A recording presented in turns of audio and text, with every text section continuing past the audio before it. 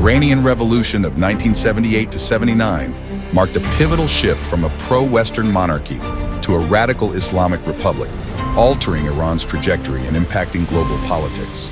Iran's monarchy under Shah Mohammad Reza Pahlavi, established with the support of America, pursued modernization and westernization. Though not a perfect leader, the Shah's regime achieved significant economic growth and modernization. However, a sect of radical Islamic Iranians who hated America, the West, and the principles of liberty and democracy they stood for, were brewing a rebellion against the Shah's regime. This rebellion marked the rise of Ayatollah Ruhollah Khomeini, a central figure in the opposition.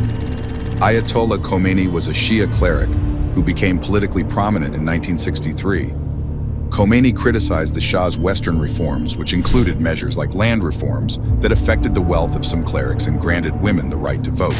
Khomeini's critique was rooted in a Marxist vision of Islam as a liberator from colonial and capitalist influences. He advocated velayat-e-faqih, a system of governance led by Islamic jurists to ensure adherence to Sharia law. This is the Islamic set of rules that, for example, requires women to wear a hijab. Otherwise, they risk facing 5 to 10 years in prison and a hefty fine. Growing discontent among various anti-Western social groups fueled opposition to the Shah.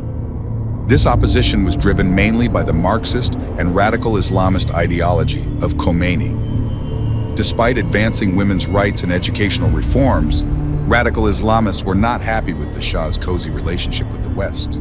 There were several key events that accelerated the revolution. The Shah's creation of a single-party system in 1975, growing economic challenges, and the brutal response to Khomeini sympathizers, notably the Black Friday massacre in September 1978, intensified public anger. The revolution gained momentum, with widespread protests and strikes, culminating in the Shah's departure and Khomeini's return from exile, leading to the establishment of the Islamic Republic of Iran. The stark contrast between pre-revolutionary and post-revolutionary Iran was evident. The Shah's era was marked by progressive modernizing efforts that furthered women's rights and fostered a growing economy. The post-revolutionary Islamic Republic led to a significant rollback of Western influence and secular policies, putting a target on women's rights and freedom of expression.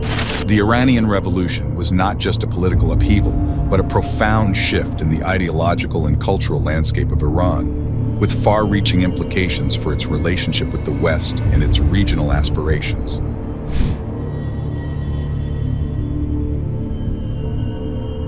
The ideology that underpinned Ayatollah Khomeini's regime, particularly its opposition to Western influence and the ambition to export the Islamic Revolution, was radical political Islam. Khomeini's most prominent contribution to Islamic political thought was the concept of velayat-e-faqih, or the guardianship of the jurist. This principle advocated that a religious jurist should oversee all societal affairs, ensuring adherence to Sharia law and Islamic principles. This concept was the practical key to executing Khomeini's radical Islamic vision. It significantly deviated from traditional Shia thought, which typically refrained from direct clerical involvement in governance. Central to Khomeini's ideology was a strong opposition to Western influence, perceived as a corrupting and exploitative force against Islamic values and Iranian national interests. This perspective was informed by a sense of historical grievance against Western interference in Iran, particularly the role of the US and UK in political affairs, including the 1953 coup against Prime Minister Mohammad Mossadegh. Khomeini's vision extended beyond Iran. He aspired to inspire and support radical Islamic movements across the Muslim world, advocating for the overthrow of monarchies and secular leaders in favor of radical Islamist governance. Ultimately, Khomeini's vision was to bring death to the Western world, to bring death to America. This was part of the Ayatollah's broader strategy to ultimately unite the Muslim world under a shared radical Islamic ideology, opposing Western ideals like individual liberty and democracy. After the 1979 revolution, the initial populist rhetoric of the revolution gradually gave way to a radically theocratic governance. Khomeini and his inner circle systematically purged political allies who did not align with their radical Islamist vision, including liberals and moderate Muslims. Ayatollah Khomeini's regime was underpinned by a vision that was deeply rooted in radical Islamic principles, characterized by a strong opposition to Western influence and a commitment to exporting the Islamic Revolution around the world. This ideological framework fundamentally reshaped Iran's political and social landscape and had lasting implications for its foreign policy and dismal relations with the West.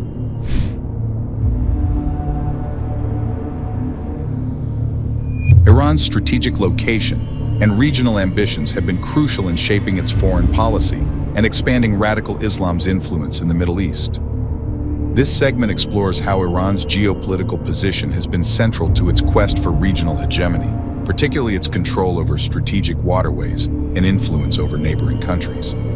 Iran's geographical position, bridging the Middle East with Central Asia and South Asia, gives it a significant strategic advantage. It borders several key countries and has access to important waterways, including the Persian Gulf and the Strait of Hormuz, through which a significant portion of the world's oil shipments pass. This location has enabled Iran, with its naval capabilities and missile systems, to exert influence in critical global trade routes and assert its regional presence. Following the 1979 Islamic Revolution, Iran's new ruling elite sought to export their revolution beyond their borders. The regime's ambitions became evident in its involvement in regional conflicts and support for Shiite communities across the Middle East, particularly in Lebanon, Syria, Iraq, and Yemen. In Lebanon, Iran's investment in the Shiite community, dating back to the Shah's era, solidified with the formation of Hezbollah. Hezbollah has grown to be a powerful political and military force in Lebanon, extending Iran's influence in the Levant. In Syria, Iran's intervention in the Syrian civil war was initially defensive, aimed at preserving the Assad regime, a key ally. However, as the war progressed, Iran's role became more offensive, seeking to bolster its regional position against the United States, Israel, and Saudi Arabia. In Iraq, the fall of Saddam Hussein and the rise of a Shiite majority government in Iraq post-2003 opened a pathway for Iran to extend its influence. Iran has supported various Shiite militias in Iraq, furthering its interests in the region. In Yemen, Iran's support for the Houthi rebels in Yemen highlights its ambition to extend its influence in the Arabian Peninsula. The conflict in Yemen has become another front in Iran's regional power play, particularly against Saudi Arabia. Iran's regional ambitions have not gone uncontested. Countries like Saudi Arabia, Turkey, and Israel, along with the United States, have endeavored to counter Iran's influence. The rivalry between Saudi Arabia and Iran is particularly notable, with both nations vying for dominance in the Islamic world and the Middle East. The Abraham Accords and the normalization of relations between Arab states and Israel also pose new challenges to Iran's regional strategy. Iran's export of global terrorism through proxies like Hamas, Hezbollah, and the Houthis have had domestic repercussions, contributing to internal discontent and economic challenges. The regime faces a legitimacy crisis, with increasing secularism and public protests against economic, social, and political conditions. Iran's involvement in regional conflicts and its nuclear program continue to fuel internal dissent.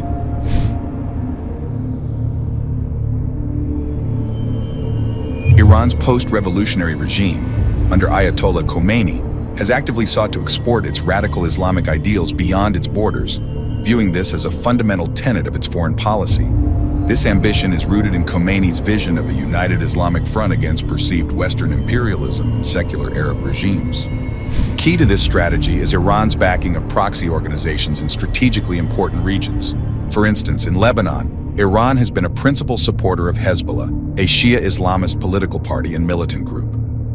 Formed in the 1980s, Hezbollah has grown with Iranian assistance into a significant political entity, falling in line with Iranian interests in the region. In the Palestinian territories, Iran has supported groups like Hamas and Islamic Jihad, both of which oppose Israel. These relationships allow Iran to exert influence in the Israeli-Palestinian conflict, furthering its ideological and strategic objectives. This relationship led to significant events in the region. Iran's involvement in Syria is another example. By supporting the Assad regime, Iran aims to maintain a critical ally in the Arab world and secure its influence in the Levant. This involvement also serves to counter Saudi and Western influence in the region. In Yemen, Iran's support for the Houthi rebels reflects its strategy to extend influence in the Arabian Peninsula.